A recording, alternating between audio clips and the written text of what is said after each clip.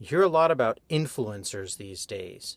Who are influencers? What are they really doing?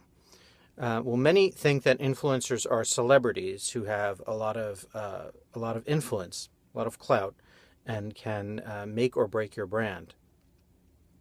But the trick is influence is relative. For instance, I got an email today about influencers from LinkedIn, and they talked about Richard Branson. Now, LinkedIn's perspective on influencers is sort of what is influential for one person is influential for all, and I do not believe that this is the case. I am a firm believer that influence is relative, meaning who you listen to, who has an impact on your buying decisions, on what products or services you choose personally, are your influencers. So, for my wife, for instance, all the I've said this before, the superheroes of social media influence could show up at my doorstep. You have Guy Kawasaki and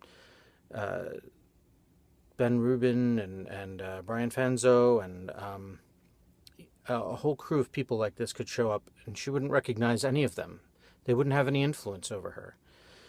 So those people are not influencers to her. So it depends on who you're trying to reach, what your goals are, what your brand is, and how you determine influencers. It can be a little bit tricky, and it's best done through a good solid tool that can search them out, find brand name mentions, keyword mentions, and then see what their influence is on other people and how much the content that they have shared or created has been shared.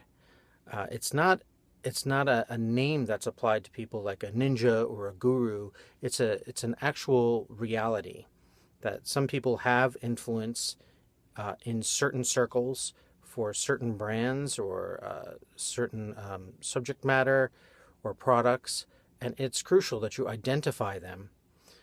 Because if you don't identify them and connect with them or monitor what they're saying and try to influence them yourself, they could potentially be speaking on behalf of your competitors or against your brand. You can't own them, you can't control them, but you can try to listen to them and engage with them and help them see the value of what you're selling. So knowing who your influencers are is critical.